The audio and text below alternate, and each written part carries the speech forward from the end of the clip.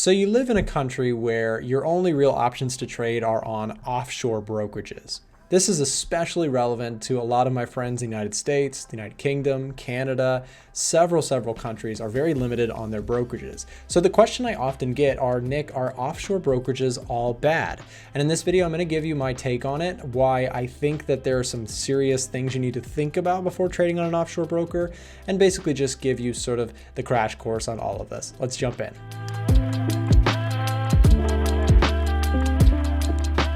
Okay, so if you don't know what an offshore brokerage is, first of all, an offshore brokerage is essentially what it sounds like. It's a lot of brokerages that reside in very low, threshold jurisdictions.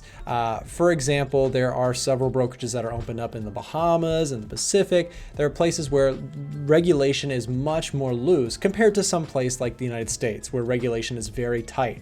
For example, in order to open up a stock brokerage, you have to have some serious, regulatory checkmark list items. You have to have a ton of money in reserve to protect client assets.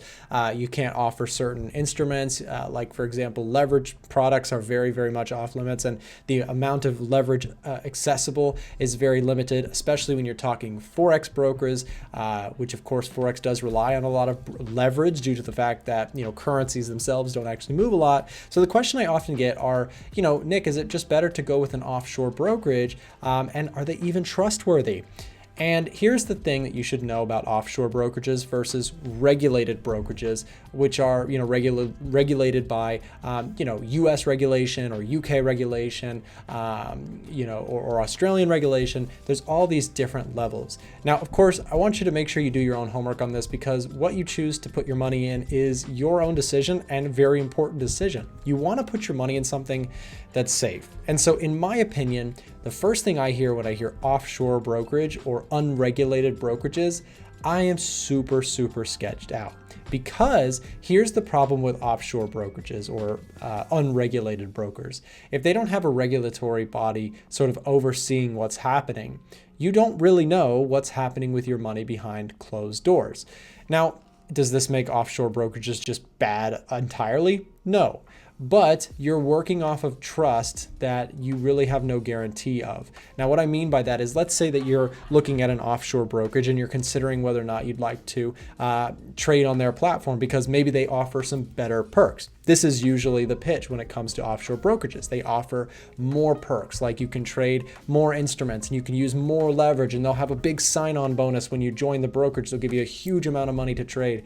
There's a lot of incentives, and the deal is sweetened by unregulated brokers more often because they're trying to attract clients. Now, it doesn't necessarily mean that they're scamming you or anything like that. It just means that they have to compete with regulatory bodies, which mean regulated entities to invest or trade on.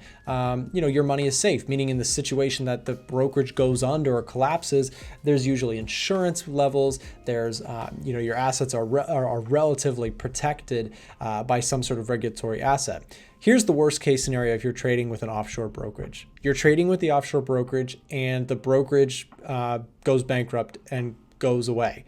There is nothing stopping you from losing everything that's in your account. Because if an offshore brokerage suddenly has a liquidity issue and everything dries up, or the owner decides they just want to run off and they're all done doing their thing. You know what? He just left. All your money goes with them, and there's no strong obligation for you to receive your money back. Now, the problem here is that another thing is, technically, offshore brokerages are not really supposed to even offer business to U.S. clients or to certain places, as the U.S. is very against that. But again, because it's kind of global, people do it anyway. So a lot of people in the United States trade on offshore brokerages. Again, that's something that's on you. That's on your own decision as to whether or not you want to do that.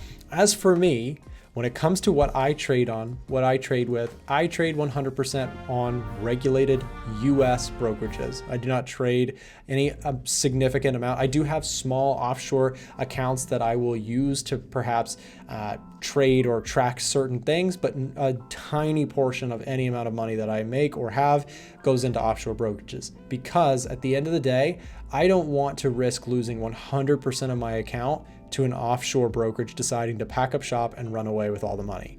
Now, of course, they don't want to do that because they're running a profitable entity most likely. Offshore brokerages are very profitable things because they also have something else that we need to talk about.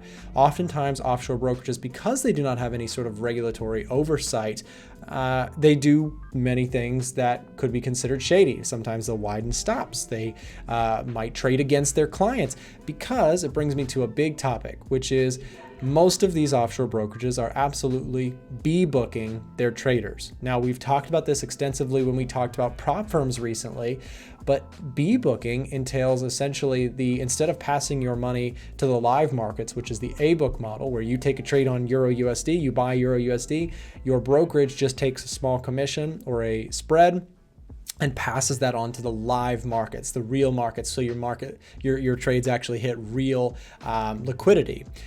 BBooking is the process where you submit a trade to the brokerage and the brokerage never puts it into live market. They simply take the other side of your trade. So your trades are never hitting the live market. Now, BBook by itself is not necessarily evil, but when there's no regulatory oversight, BBooking has some inherent issues. And this is why I think when I've talked about the prop firm industry, which I have a video on that, I'll link at the top right of this screen. You could check this one out if you'd like. I talk about this too. I think regulatory oversight might be coming for some of these prop firms, which could shut things down, could cause some serious issues, because BBooking it encourages unregulated groups or firms or brokerages in this case to potentially go against their clientele. If you're trading on a brokerage that BBooks you, essentially your gain is their loss, your loss is their gain. So they're incentivized to work against you, widen spreads a little bit, or, not necessarily, I'm not saying that this is what happens on every offshore brokerage. I'm saying that you don't know, you can't prove one way or the other.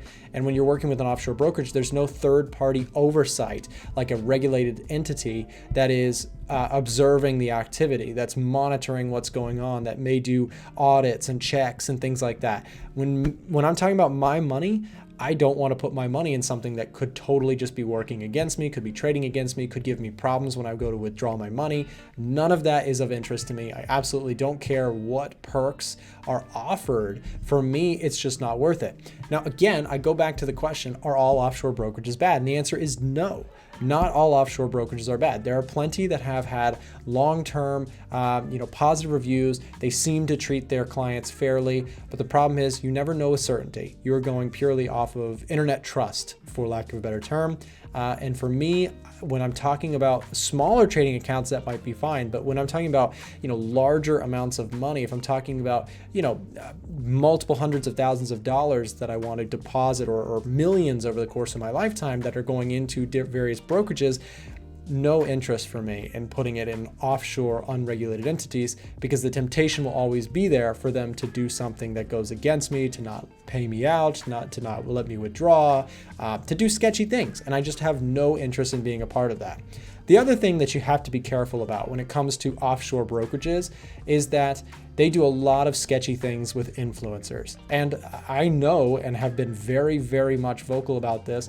I've even been offered live accounts that are not really live accounts by offshore brokerages. I did a full video on this, illustrating how often this happens. Other times, you can show any amount of money. If I ran my own offshore brokerage and I could show you any amount of money in a MetaTrader account, we've talked about this many times on the channel. MetaTrader can all be faked, and I could put together a fake server on MetaTrader and show myself making $5 million on a brokerage account and even make it look like it's been withdrawn. So I don't trust anything when it comes to offshore unregulated brokers. There's never been an audit. People can show you anything. This is the internet. People can make things look a certain way. You have to be really, really careful with that. And so to me, when it comes to brokerage statements, when it comes to P&L, if you see an influencer, trading on unregulated, it might be real, but it also might be completely faked and used to sell something, right? To me, when I look at influencers and if they're trading on for me, a big respect thing is if they're trading on a very regulated brokerage and they're able to go into their accounts and show you that, that's legitimate. Like I try and show that on my own channel. Like I trade on Webull, which is a US regulated stock brokerage where I do most of my gold and indices trading through ETFs. And, this is a big regulated entity brokerage, the same regulations that something like TD Ameritrade would have, right? So when people use those sorts of software and programs, brokerages, I respect that a lot more because I know it's real. You have no idea when somebody opens up, an offshore brokerage, the whole thing could be faked, start to finish, A to Z. You have no idea because there's no auditing, there's no third partying of that brokerage, and it could all just be faked. It was the greatest magic trick I've ever seen. So you have to be very careful with this stuff. When it comes to offshore brokerages, again, they have no regulation in what they do.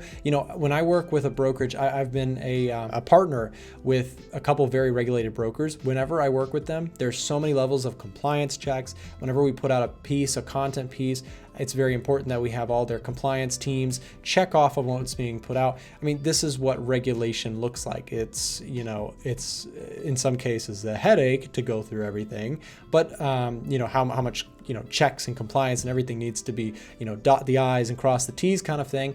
But it's regulated, and to me that is important when you're talking about putting people's money in something, investing your money somewhere, or trading your money on a platform. It's got to be regulated, in my opinion. So that's my take on this. Again, they're not all offshore brokerages are bad. It's just that you don't have the full third-party trust of a regulatory body overseeing the activity and making sure that accounts have plenty of liquidity to protect them in case of a situation or a crash or a flash crash. All this to say, all regulated brokerages are not necessarily perfect either. But most of them, for example, my Webull account, I've looked into this and they use Apex Clearing for their liquidity, and they have ginormous insurance protections on assets owned by their traders, right? Or by their by the assets held in their accounts. So, your money is safer in that than an offshore brokerage where if something happens and that brokerage decides to pack up and close shop and just declare bankruptcy, your money's just lost in the wind or in the sea as it is offshore. Anyways, that's all I've got for today. Thank you for watching today's video. If you enjoyed, hit that thumbs up button, subscribe, and we'll see you next time.